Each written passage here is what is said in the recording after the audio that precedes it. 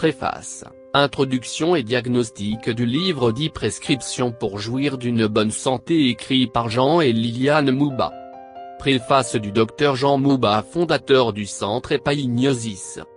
Lorsque nous adressons nos souhaits au début de chaque année, une phrase revient souvent: le plus important, c'est la santé. Si on a la santé, on peut faire beaucoup de choses.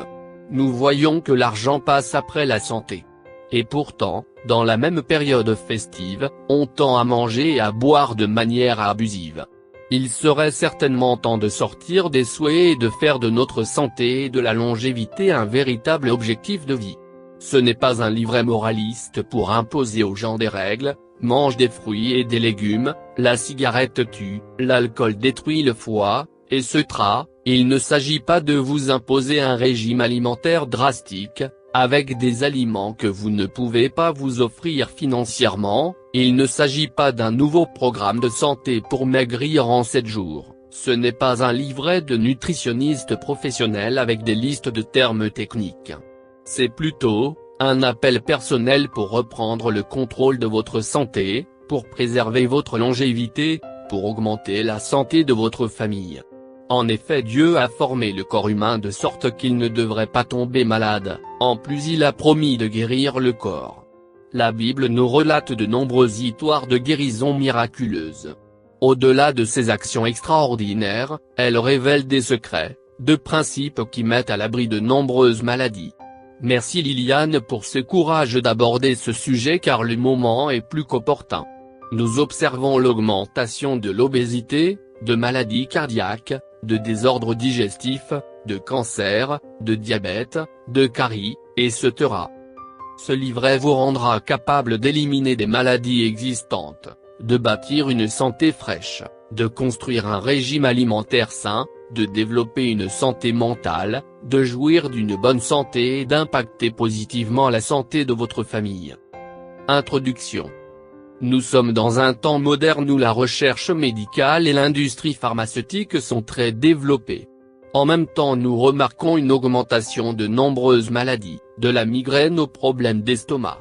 On assiste aussi à une agressivité des attaques cardiaques et de cancers de tout genre.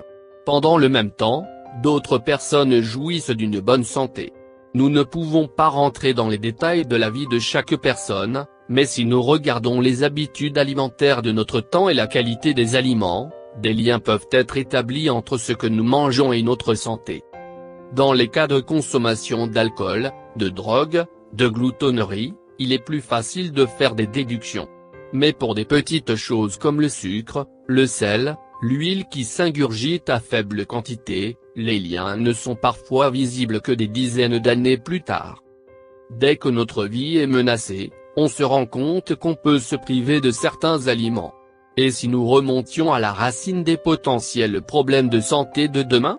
Pour cela nous repartirons aussi à l'origine de la création, dépoussiérer les secrets de la longévité de ces personnages cités dans le premier livre de la Bible.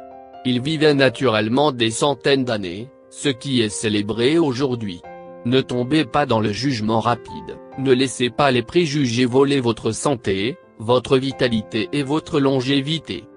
Dans ce livret nous vous présentons 10 pratiques qui apporteront santé, longévité, préservation, amélioration et guérison complète à tout votre être. Diagnostic de vos habitudes de santé. Notre santé est liée à nos habitudes et à notre environnement. En faisant un diagnostic, nous séparerons nos bonnes de nos mauvaises habitudes afin de les améliorer.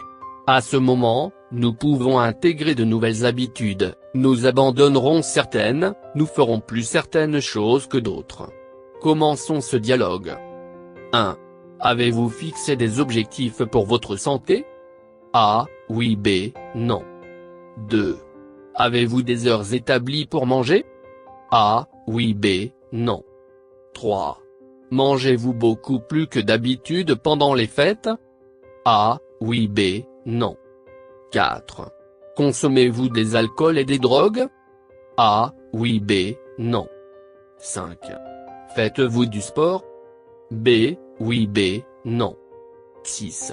Avez-vous des problèmes de santé en ce moment? A. Oui. B. Non. Maintenant, vous avez une vue globale de votre approche santé et de votre condition.